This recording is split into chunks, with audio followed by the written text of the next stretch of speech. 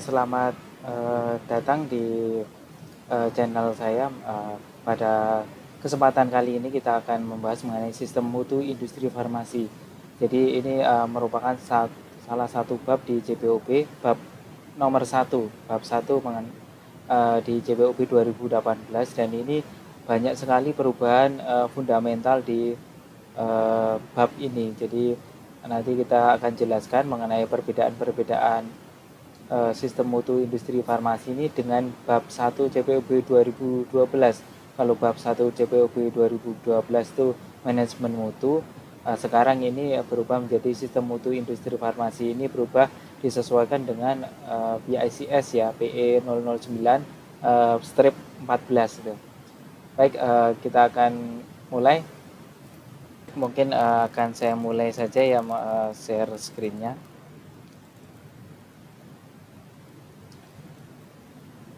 Apakah sudah terlihat adik-adik sekalian? Sudah, Pak. Ya.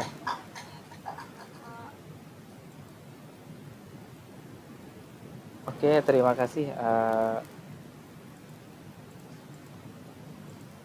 Kita mulai saja. Ini sistem mutu industri farmasi. Jadi sebutannya sistem mutu industri farmasi ya, adik-adik, SMIF gitu.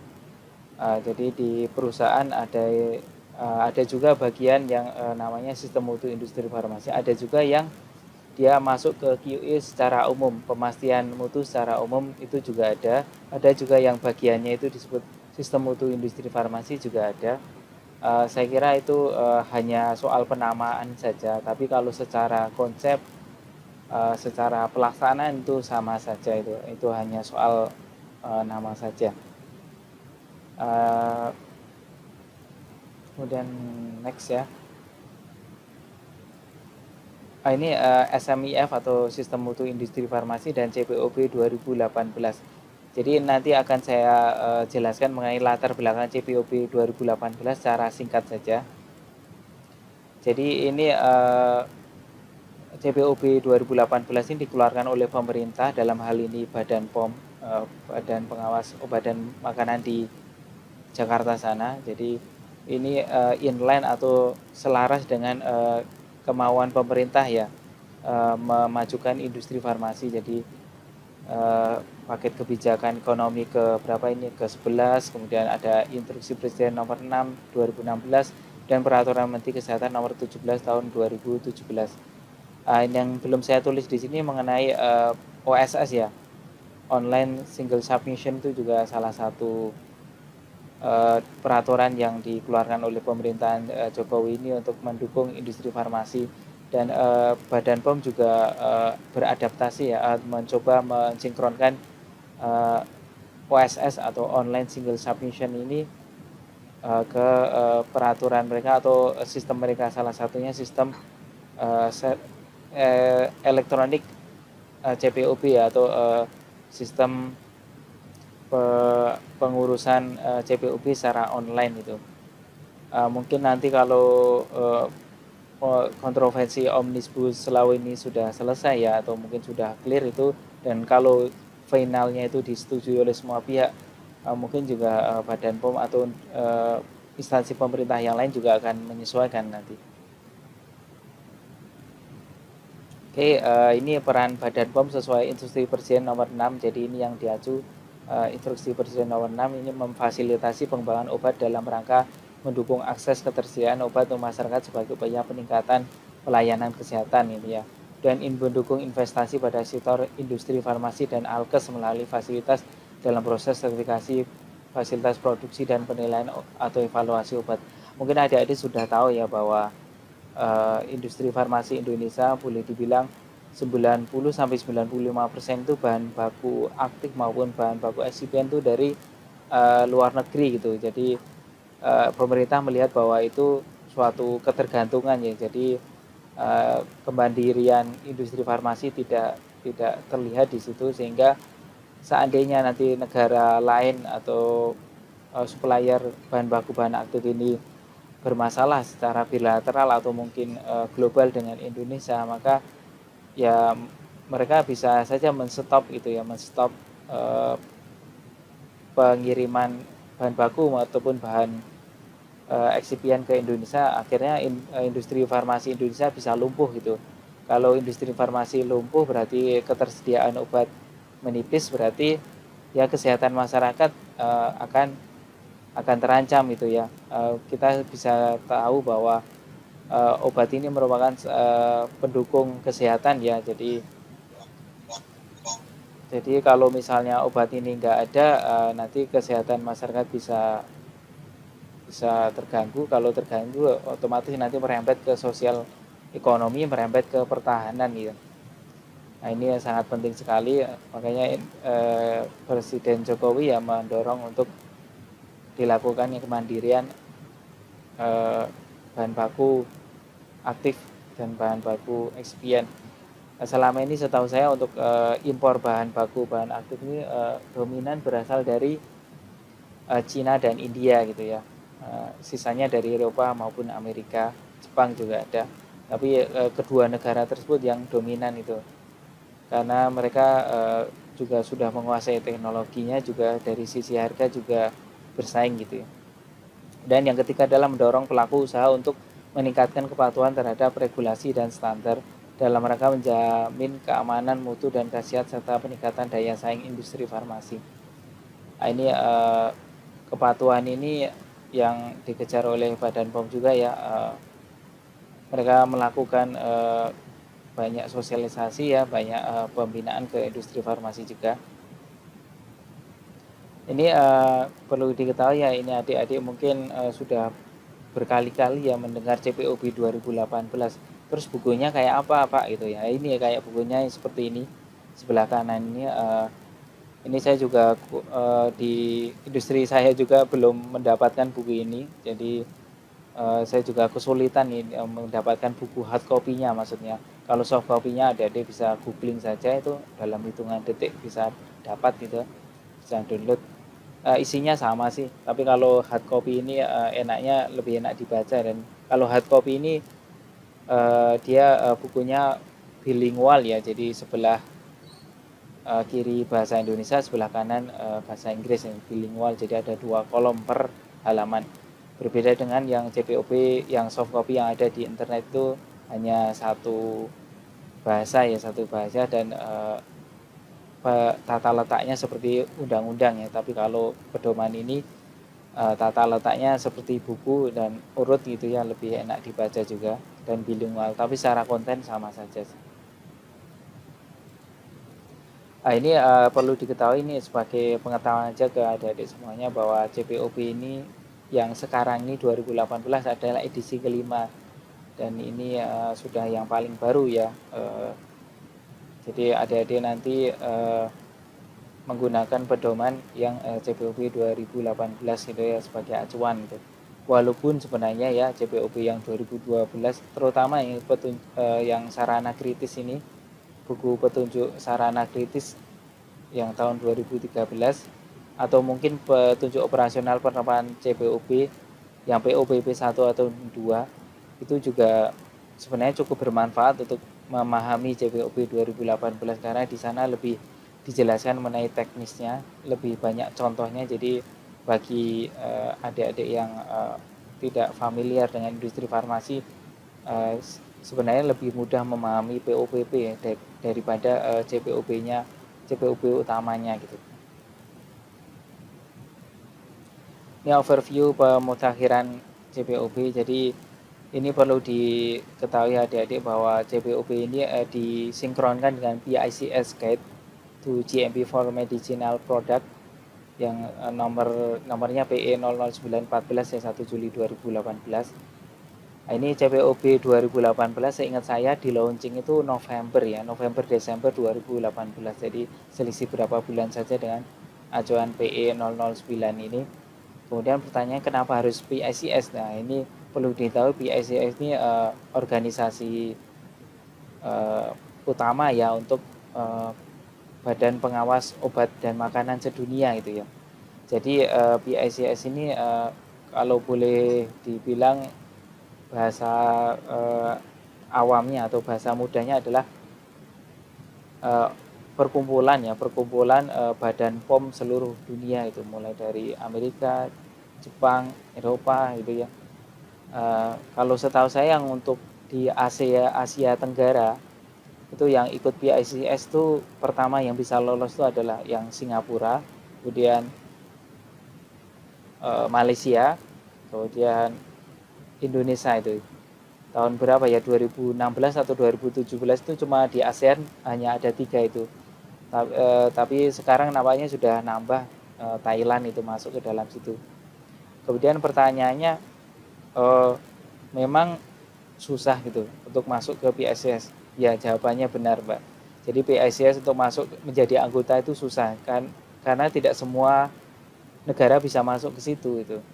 Dan salah satu syarat untuk masuk ke situ, pedoman CPOB-nya ya harus disesuaikan dengan yang terbaru. Ya ini PICS Guide to GMP for Medicinal Product. Jadi kalau negaranya itu tidak tidak bagus ya mengenai pengawasan obat dan makanan, dalam hal ini sistem organisasinya itu, ya dia akan kesulitan sendiri untuk masuk PICS. Setahu saya negara seperti Vietnam gitu ya, seperti Filipina itu belum belum masuk itu, karena memang tidak mudah masuk ke dalam PICS ini. Kalau negara-negara maju relatif bisa masuk. Dan ini ada yang fakta yang menarik yang mungkin adik-adik nggak tahu juga. PICS kan badan pengawas obat makanan seluruh dunia itu banyak banyak masuk ke situ. Uh, itu setahu saya, yang super power ini ya, super power farmasi dunia kayak India dan Cina itu kan termasuk negara yang paling maju ya mengenai farmasi itu tidak masuk ke anggota itu PICS itu. Nah, ini fakta yang menarik juga karena mereka berdua itu sudah ya boleh dibilang master ya lah mengenai farmasi dunia. Uh, di, uh, dan saya juga kurang tahu ya mengapa mereka bisa nggak ikut ya, mungkin karena pertimbangan banyak hal ya. Yang penting kan mereka tapi tetap bisa jualan gitu ya, jualan kemana saja ke anggota PICS. Saya juga kurang tahu kenapa mereka nggak masuk itu. Kemudian selain PICS ini ada WHO, TRS, banyak sekali ini, cukup diketahui saja ini. Oke, lanjut. Nah, ini pedoman CPOB. Jadi CPOB mungkin adik-adik sudah sering mendengar ya, CPOB adalah suatu sistem untuk memastikan bla bla bla gitu ya. Sebenarnya inti dari CPOB itu cuma ada 3 ini ya adik-adik sekalian. Jadi mohon diperhatikan. Kalau 3 kan saya kira mudah ya untuk memahami. Yang pertama adalah kontaminasi dan kontaminasi silang. Jadi tujuan utama CPOB salah satunya ini, jadi jangan sampai ada kontaminasi silang gitu. Kontaminasi ini berasal dari, kalau kontaminasi berarti kita bicara debu, kita bicara mikroba gitu ya. Nah itu jangan sampai ada zat pengotor masuk ke dalam obat. Ketercampuran antar bahan antar produk. Nah ini campur, jangan sampai zat A itu masuk ke dalam zat B gitu ya, zat aktif A masuk ke dalam zat aktif B, dan zat aktif A ini tidak seharusnya masuk ke obat B gitu ya. Jadi nanti akan terjadi ketercampuran bahan ya. Nah, itu membahayakan gitu. Jangan sampai obat mah itu nanti kecampuran misalnya paracetamol gitu. Nah, itu kan bahaya gitu. Kan obat mah kan fungsinya meredakan nyeri gitu ya salah satunya. Nanti kalau paracetamol kan nanti ya dia akan bersifat ini kan menurunkan panas. Nggak sesuai antara klaim dan efeknya gitu ya. Jadi nggak ya syukur-syukur itu paracetamol nggak toksik ya. Tapi kalau dalam yang jumlah besar dan toksik, nah itu kan akan menjadi bahaya. Kekeliruan kesalahan dalam pelaksanaan kegiatan. Jadi mencegah kekeliruan ya. Jadi adik-adik, banyak hal yang di industri farmasi itu tidak bisa dideteksi dengan pengujian gitu. Misal contoh ketercampuran bahan tadi kan paracetamol masuk ke obat mah itu. Kan pemeriksaan produk jadi kan menggunakan metode spesifik untuk pemeriksaan obat mah, misalnya pemeriksaan ALH, MG gitu, MG gitu, dan yang lain-lain. Kalau ada paracetamol di situ pun pasti nggak akan kedetek gitu oleh metode pemeriksaan pengujian itu. Jadi banyak hal yang tidak bisa dideteksi oleh industri farmasi melalui pengujian. Makanya itu perlu suatu sistem untuk mencegah adanya kesalahan dalam pelaksanaan kegiatan. Ini mungkin adik-adik sudah bosan ya mendengar bahwa mencegah itu lebih lebih hemat ya, lebih powerful daripada mengobati. Itu juga berlaku di industri farmasi. Ini tujuannya selain itu ini yang utama ya, tiga ini. Kalau yang ini yang boleh dibilang sampingan ya, tapi tetap penting juga. Obat dibuat secara konsisten, jadi obat diproduksi hari Selasa sama dengan hari Rabu dan seterusnya. Memenuhi persyaratan yang telah ditetapkan dan sesuai dengan tujuan penggunaan. Yang sesuai dengan tujuan, kalau misalnya obat panu ya berarti untuk panu ya, bukan untuk misalnya luka bakar gitu ya. Gitu kan tidak sesuai antara klaim penggunaan atau indikasi dengan kenyataannya ya. Jadi seperti itu masuk dari tujuan penggunaan. Ini CBOB ini mungkin adik-adik sudah sering mendengar ya. CBOB secara teori ini mungkin sudah hafal ya adik-adik. Cuma saya tidak akan menjelaskan ini lagi, tidak akan menjelaskan ini lagi itu. Bukan berarti nggak penting, cuma saya punya pendekatan yang lain untuk memahami CPOB itu. Jadi CPOB ini adalah sistem ya adik-adik. Adik-adik kan semuanya juga masuk ke dalam sistem ya. Mungkin sistem yang ada di kampus itu ya, mulai dari masuk bagaimana pendaftaran profesi apoteker sampai nanti lulusnya itu kan diatur oleh sistem ya. Bagaimana mendaftar KRS, bagaimana nanti kalau mau ujian, mau wisuda itu kan semuanya diatur oleh sistem. Yang saya maksud sistem itu seperti itu adik-adik. Jadi seperti jam dinding itu ya, kita melihat jam dinding itu kalau normalnya kan ada tiga jarum ya, jam, menit, dan detik itu. Kemudian ada angka 1 sampai 12 gitu.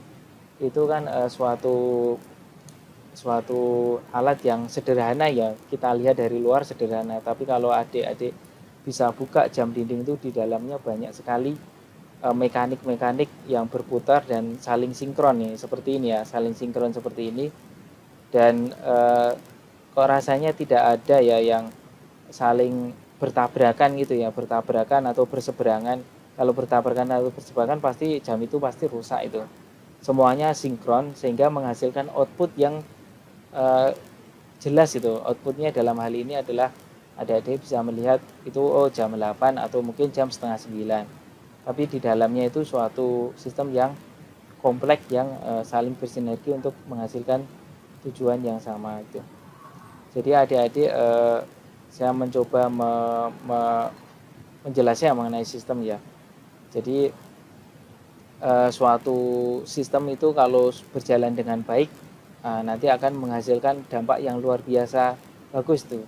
Jadi kayak kereta api ini ya adik-adik, mungkin kalau adik-adik masih kecil tahun 2000-an awal atau 90-an akhir gitu ya, boleh dilihat di kita tahu ya di berita TV waktu mudik gitu ya, waktu mudik lebaran itu kan semrawut ya kereta api itu ya, mulai dari calonya berkeliaran lah, kemudian ada orang itu masukin anak-anak lewat jendela lah untuk ke kereta api itu, pokoknya semrawut lah. Bahkan di peron pun banyak copet gitu, banyak orang jualan itu. Nah itu kan kalau sekarang kan tidak begitu ya adik-adik. Tahun 2000-an ini sudah berubah sekali, sejak zamannya Pak Ignatius Jonan ini berubah sekali. Dan salah satu kunci keberhasilan pengubah adalah mereka ngubahnya by system nih, jadi nggak parsial gitu. Kalau kita mainnya parsial sudah pasti gagal gitu ya. Tapi kalau kita mainnya by system ya itu memang effort awalnya sangat berat sekali dan yang dikeluarkan biayanya juga besar. Tapi kalau itu sudah berhasil, kedepannya enak dan malah tambah murah gitu. Nah itu bisa dilihat kereta api kalau dulu tahun 90-an, 2000-an itu setiap tahun pasti rugi itu. Ya, Kan logikanya aneh kan adik-adik, kereta api kan monopoli kok bisa rugi ya, berarti kan ada yang salah itu ya, monopoli kok rugi itu.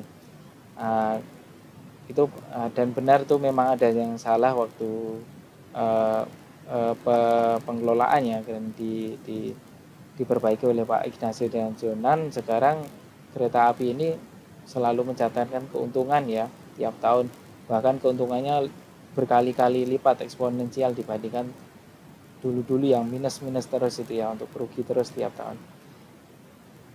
Oke, ini mungkin adik-adik sudah melihat juga bahwa CPOB ini banyak berubah. Ini yang saya merah-merah ini adalah bab-bab yang terdampak. Sanitasi dan higien ini sudah tidak ada, tapi klausulnya yang ada di bab 5 ini sudah dimasukkan ke bab produksi ya, dan sebagian juga di bangunan dan fasilitas. Nah, ini kemudian ada sistem mutu industri farmasi. Ya, ini bab 1 ini yang akan kita bicarakan gitu. Kita akan diskusikan mengenai ini. Dan ini CDUB yang dulu ada di aneks sekarang naik tingkat menjadi bab, dan kegiatan alih daya ya. Jadi alih daya ini maknanya lebih luas ya dibandingkan pembuatan dan analisis kontrak. Jadi kalau dulu di CPOB 2012 pembuatan dan analisis kontrak, jadi kita membuat atau menganalisis sampel itu keluar, itu cuma ngomongin produksi dan analisis. Tapi kalau kegiatan adidaya, produksi iya, analisis iya, misalnya konsultan iya, pemeriksaan limbah iya, atau mungkin hal-hal lain misalnya kontrak penelitian itu juga masuk ke kegiatan adidaya. Kalau dulu cuma diatur produksi dan QC, sekarang lebih banyak lagi ya yang diatur di kegiatan alidaya. Ini bab 1 yang kita bicarakan. Ini aneksnya cuma ganti-ganti nama aja dan beberapa nama disempurnakan seperti itu aja. Tidak ada hal yang berubah total sih di sini, jadi perubahannya minor di aneks ini. Ini juga ringkasan perubahan ya, nanti kita bicarakan. Ini sistem mutu industri farmasi. Ini bedanya adalah manajemen bertanggung jawab untuk mencapai tujuan ini melalui suatu kebijakan mutu. Kalau dulu seperti itu, dia ngomonginnya manajemen itu. Manajemen kan konotasinya ya, manajemen kan bisa macam-macam ya orangnya. Ada mungkin direktur utama, direktur produksi, direktur keuangan. Nah ini kalau mau ngomong manajemen ya kita nembak direktur itu ada entah itu 4 atau 5. Kadang kalau kita nembak ke suatu kelompok itu kan biasanya saling menggantungkan gitu ya.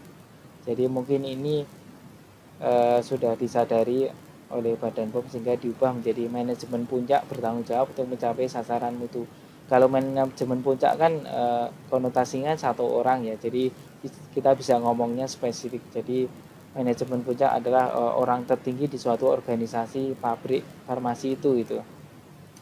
Bisa juga diartikan bila industri farmasi itu mempunyai banyak pabrik, itu pabrik 1, pabrik 2, pabrik 3. Ini misalnya dipimpin oleh seorang direktur dari banyak pabrik, itu ya bisa dikatakan manajemen puncaknya ya direktur tadi, atau bisa juga kepala pabriknya ya, pejabat tertinggi dalam suatu pabrik itu. Nah, bisa jadi yang diartikan seperti itu. Dan ada penambahan pada pedoman CPOB ini, semua bagian sistem itu hendaklah didukung ketersediaan personel yang kompeten, bangunan dan sarana serta peralatan yang memadai. Penanggung jawab legal diberikan pemegang izin industri farmasi dan para apoteker penanggung jawab. Jadi didetailkan ya mengenai ketersediaan personel dan kompeten. Jadi maunya dari CPOB adalah manajemen punya ini menyediakan lah personel, bangunan serta peralatan yang memadai. Kenapa ditulis seperti ini? Ya untuk menegaskan aja, karena kita tahu personel yang kompeten itu dibandingkan personel yang fresh grade gak ada pengalaman, pasti beda dong bayarnya. Nah, pasti beda kan harganya. Bangunan dan sarana yang memadai kan ini juga butuh butuh support dana yang banyak ya, dan kita tahu yang berwenang untuk memutuskan itu lebih ke manajemen puncak, bukan QA-nya gitu ya. QA-nya kan cuma ngomongin mutu ya, tapi kalau kewenangan untuk mengadakan personel yang kompeten itu kan lebih powernya lebih kuat oleh manajemen puncak dibandingkan hanya penanggung jawab. Kalau dulu yang CPOB 2012 eh, hal-hal itu dibebankan ke apoteker penanggung jawab QA ya, tapi sekarang sudah dialihkan ke manajemen puncak, dan ini menurut saya bagus sekali ya, karena manajemen puncak ini secara struktur juga lebih punya kewenangan ya terkait dengan keputusan finansial. Dan penerapan prinsip manajemen risiko mutu dalam CAPA ya, dalam CAPA. Memperjelas fungsi sistem mutu industri farmasi, jadi pengembangan dengan pembuatan obat mulai produk life cycle. Jadi sistem mutu industri farmasi ini termasuk validasi proses ya dengan pendekatan life cycle. Jadi mulai dari produk itu lahir sampai produk itu discontinue atau mati. Jadi siklusnya seperti itu ya, makanya disebut siklus ya, siklus kehidupan produk.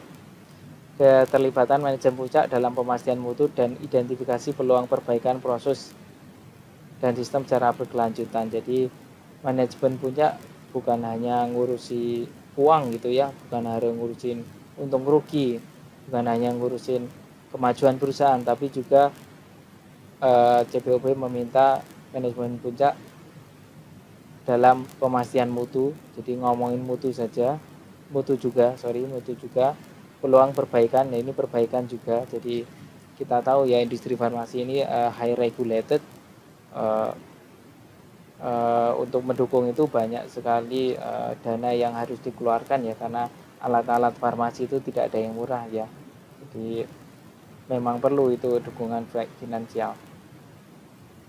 Ini yang saya maksud life cycle ya. Di sini life cycle pharmaceutical development sampai product discontinuation. Jadi mulai dari lahir sampai mati itu diatur oleh sistem mutu itu. Dan sistem mutu industri farmasi atau CPUB itu mengacu ke ICH Q10 gitu ya. Seperti itu. Jadi di sini ada PKS enabler, ini ada enabler. Jadi quality risk management sebagai enabler, knowledge management ini enabler. Nah, ini ada yang ditanyakan ya di apa tadi di daftar pertanyaan. Coba saya baca dulu ya daftar pertanyaannya supaya sinkron nanti jawaban saya.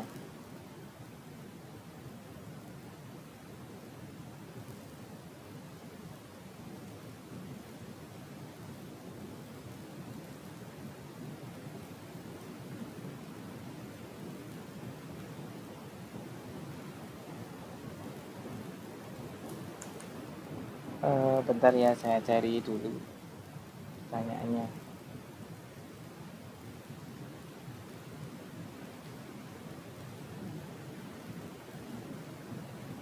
Ini ada pertanyaan nih. Salah satu enabler SMIPF adalah knowledge management. Bagaimana sebenarnya penerapan knowledge management di industri farmasi? Oke, jadi kan saya coba jelaskan knowledge management ya. Ini enabler, jadi perlu diketahui adik-adik, untuk CPOB ini memang ilmu yang tidak mudah untuk dipahami. Jadi memang suatu organisasi, dalam hal ini industri farmasi, memang harus melakukan knowledge management. Knowledge management ini bisa mulai dari pelatihan dan transfer knowledge antar person, kemudian memfasilitasi adanya transfer, bukan hanya transfer knowledge ya, tapi juga transfer dokumen gitu di dalam suatu organisasi. Misalnya kita misalnya saya gitu ya, dapat pelatihan mengenai CAPA gitu ya. Kalau industri farmasi yang bagus, dia akan sudah ada sistem di dalam internalnya. Kalau seseorang mendapatkan pelatihan, kemudian dikasih tenggat waktu beberapa waktu, misalnya maksimal 1 bulan, untuk menyebarkan knowledge yang didapat dari seminar itu ke yang lain itu, dan hasil dan penyebaran ilmu tersebut dievaluasi juga apakah maksimal atau efektif atau tidak itu. Itu kalau industri farmasi yang matang, yang sudah matang seperti itu ya, jadi dia ada knowledge manajemennya, termasuk dokumen-dokumen yang terkait dengan industri farmasi. Jangan sampai dokumen tersebut hilang gitu ya, hilang atau tidak tersampaikan kepada penerusnya gitu, penerusnya yang lain.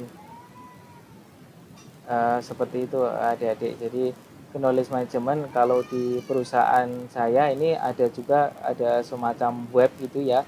Web di situ kita bisa berbagi berbagai macam best practice. Kemudian balik lagi, best practice itu apa itu? Best practice itu adalah suatu pengalaman praktis yang sebenarnya penting, tapi jarang orang yang menulis gitu. Biasanya hanya diketahui oleh orang-orang tertentu gitu. Contohnya ini kan di kelas ini kan pasti ada yang mungkin yang lebih secara ini knowledge-nya mengenai perkuliahan mungkin lebih tinggi ya dibandingkan yang lain. Mungkin dia punya best practice yang adik-adik lain tidak mengetahui gitu. Best practice-nya belajar itu seperti apa itu. Mungkin adik-adik ini dalam satu kelas mendapatkan kuliah yang sama itu, tapi kok outputnya bisa beda-beda. Jangan-jangan itu yang membedakan adalah best practice-nya itu, best practice dalam belajarnya. Apakah kalau dulu pengalaman saya waktu kuliah, memang ada beberapa teman saya yang best practice-nya itu memang jagoan itu. Ada yang mau nge-share, ada yang agak pelit gitu ya, nggak mau ngasih tahu caranya belajar gitu. Tapi rata-rata teman saya dulu ngasih tahu ya caranya belajar. Misalnya ada yang membuat ringkasan gitu ya, ada membuat ringkasan dari kuliah itu. Jadi tulisan kuliah dia ditulis ulang dari semua berbagai sumber, dikombin dan ditulis menjadi tulisan yang bagus. Dan kebetulan teman saya ada yang kayak gitu, dan dia cukup baik, jadi bukan hanya menulis untuk dirinya sendiri, kalau ada temennya minta pasti dikasih gitu ya. Itu salah satu best practice ya. Dan herannya lagi, ya ilmu dia walaupun dibagi-bagi tapi malah tambah pintar orangnya, bukan tambah bodoh gitu. Jadi memang ilmu seperti itu ya adik-adik, kalau kita share tuh malah kita tambah banyak. Berbeda dengan barang ya, kalau uang ya 100.000 kasih ke orang 50.000 ya, ya berarti tinggal 50.000 ya, berkurang gitu. Tapi kalau ilmu kan tidak. Jadi seperti itu. Jadi suatu organisasi, kalau di organisasi besar kayak perusahaan saya sudah ada knowledge manajemennya sendiri, sudah ada bagian secara struktural gitu ya di HC yang me, apa namanya, mengurusi mengenai knowledge management, mulai dari jadwal pelatihan, bahkan ada pelatihan yang kemudian jadwal pelatihannya bukan hanya pelatihan gitu aja, tapi berjenjang gitu, dan diidentifikasi tiap-tiap orang itu sudah ada identifikasinya, itu jenjang keberapa, dan nanti naik jenjang ya, jadi sudah kayak kelas tuh, naik atau nanti mau turun gitu. Nanti kalau dia mendapatkan pekerjaan yang berbeda dengan berikutnya, knowledge manajemennya mulai berlaku ya. Ini diidentifikasi apakah dia masih ada gap di struktur itu sehingga perlu upgrade. Itu nanti dari bagian knowledge management yang akan mengaturnya gitu. Seperti itu mungkin jawaban mengenai knowledge management ya. Kita lanjut. CPOB 2018 ini mempunyai paradigma atau cara pandang yang berbeda dengan CPOB sebelumnya ya. Paradigma baru ini berdasarkan IJH 8, G9, dan PICS ini ya. Sorry ini salah ya, PICS JP Gate PE 009 yang nomor 14 Juli ya. Ini dibuat selaras dengan EUGMP Code IJH G10 terbaru. Jadi cara pandang berbeda adalah cara pandang life cycle tadi. Kalau dulu CPOB yang dulu dia cuma ngomongin produksi sama QC udah gitu aja, atau mungkin QA itu.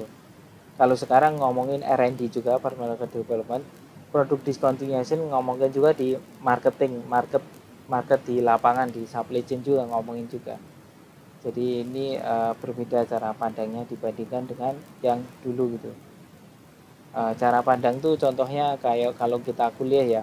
Kalau dulu contohnya ini contoh ke saya aja.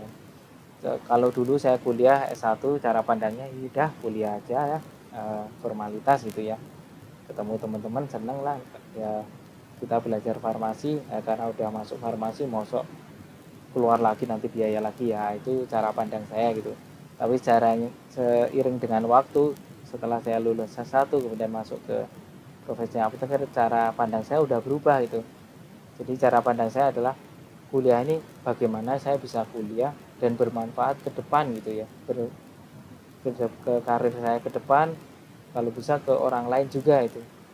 Jadi dari awalnya cara pandang ya udah kuliah formalitas saja, menjadi bagaimana kita bisa kuliah mendapatkan ilmu yang utuh dan bermanfaat gitu bagi orang lain gitu.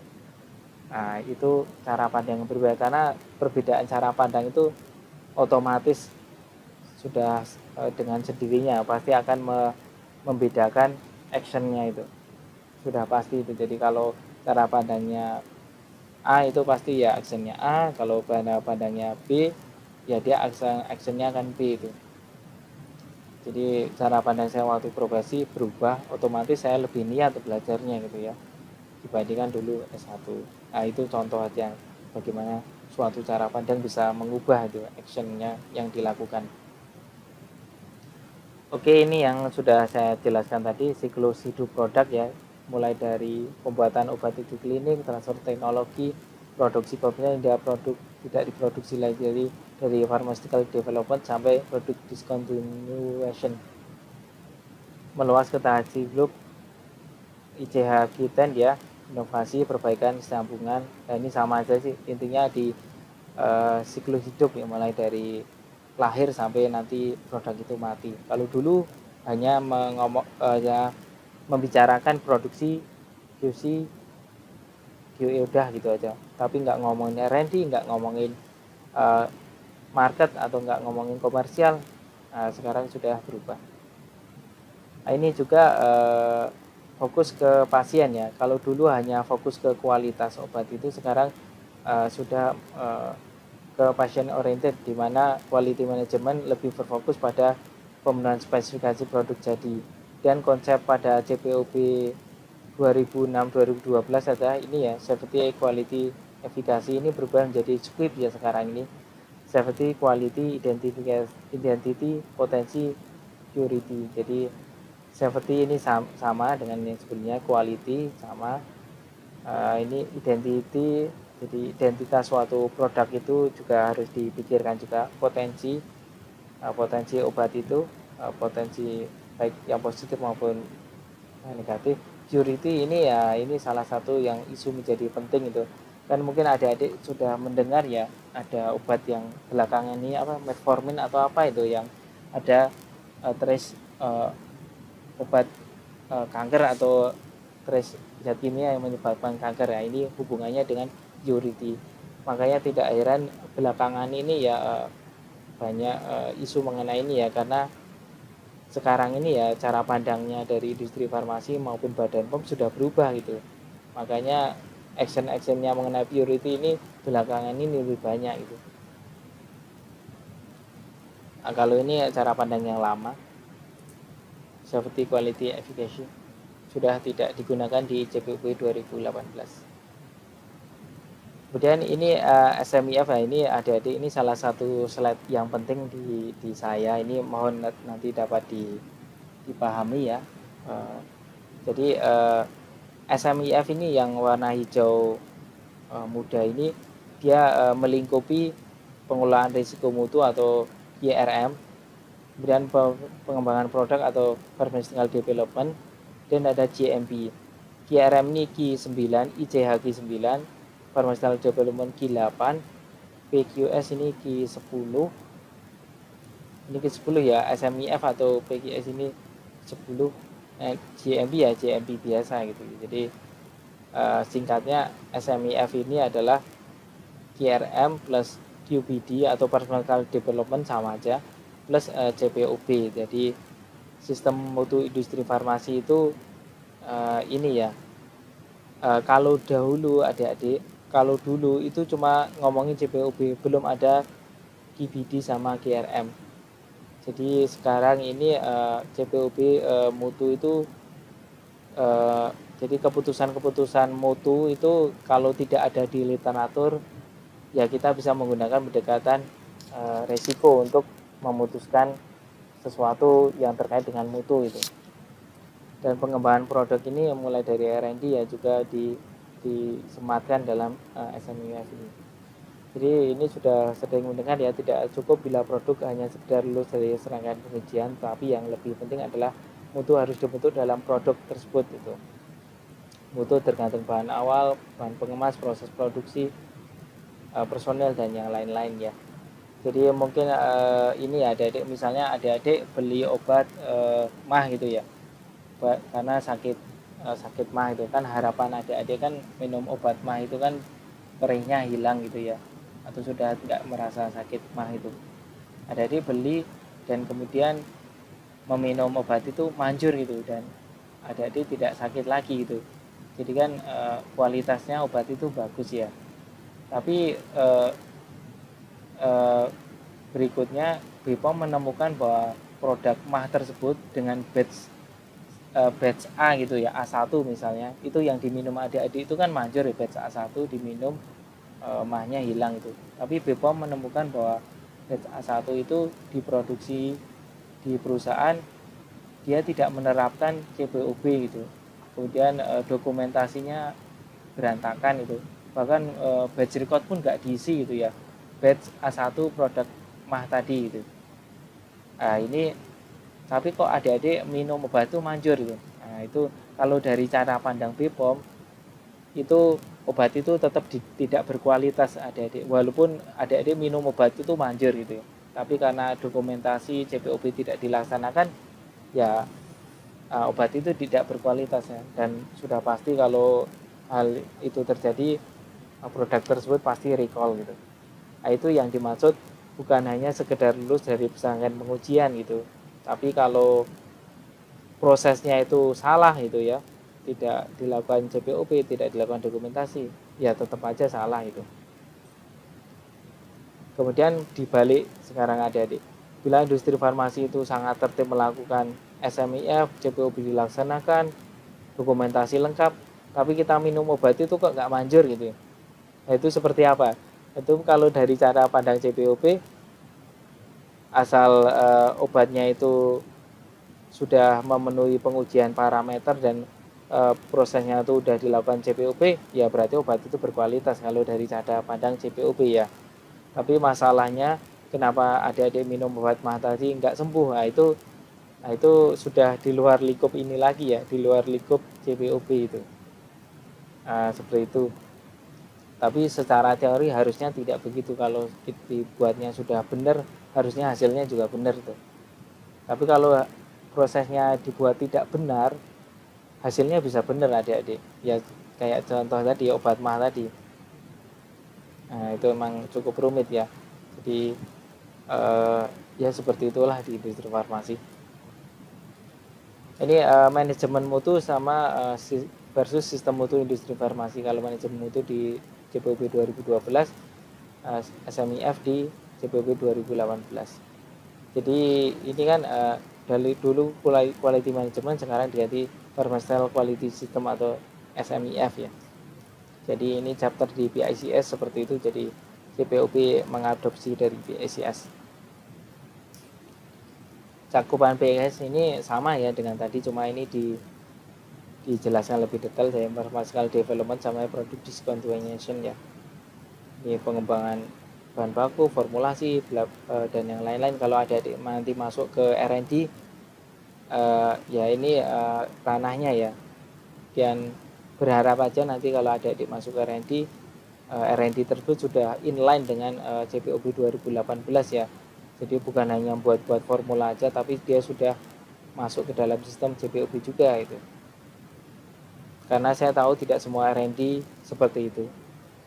Teknologi transfer, commercial management, dan yang lain-lain gitu.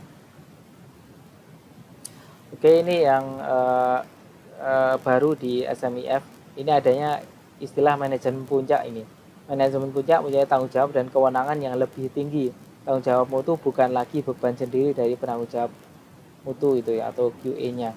Jadi ini hal yang menarik adik-adik sekalian. Kalau saya sebagai QA adanya klausul ini senang gitu ya, karena bukan hanya tanggung jawab QA saja, tapi manajemen puncak itu.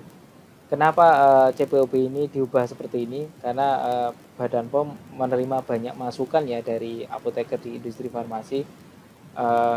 Kalau apoteker di industri farmasi atau di QA itu, walaupun dia sudah berusaha keras meminta manajemen puncak untuk beli atau mengadakan alat atau komitmennya mengenai mutu itu sudah diutarakan berkali-kali lewat rapat. Tapi kalau manajemen puncaknya tidak ada komitmen di situ ya percuma saja gitu. Dan itu kasusnya sering terjadi di industri farmasi. Jadi contoh gitu, ini contoh aja ya, ini contohnya adalah misalnya HVAC di industri farmasi itu ya. HVAC-nya ternyata diukur kualifikasi tidak masuk syarat gitu. Misalnya parameter partikel di dalam ruangan itu tidak memenuhi syarat tuh, terlalu banyak itu. Solusinya adalah ganti HEPA itu. Ganti HEPA kan mungkin kalau bagi industri farmasi yang kecil, ganti HEPA filter kan mahal gitu ya, bisa sampai 30 atau 50 juta itu. QA-nya sudah lapor ke manajemennya untuk melakukan ini itu pergantian ya. Sudah lapor, sudah menyajikan datanya, tapi kalau manajemen punya yang nggak ada komitmen ya nggak dibelikan. Nanti alasannya macam-macam, membebani biaya sehingga nanti kita aja jualan aja belum laku, bagaimana harus keluar biaya gitu.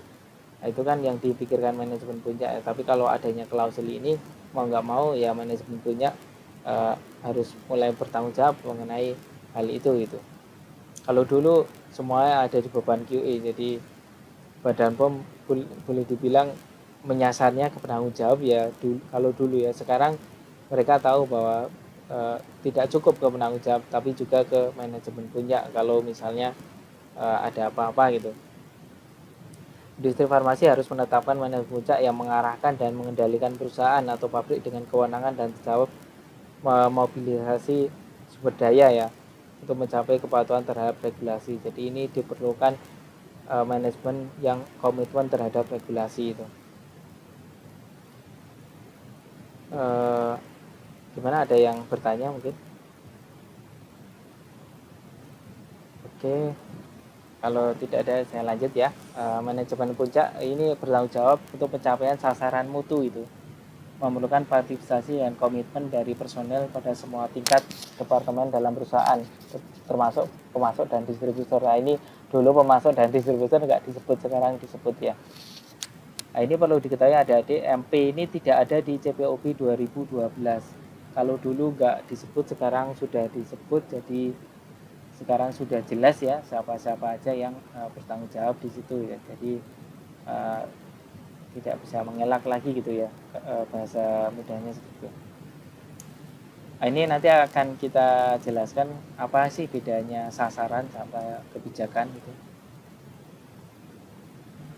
Nah, ini klausulnya ya, ini manajemen puncak, bisa dilihat ini ada di 1.5 manajemen puncak tanggung jawab paling tinggi. Nah, ini perlu diketahui, ini paling tinggi ya untuk memastikan sistem mutu industri farmasi gitu.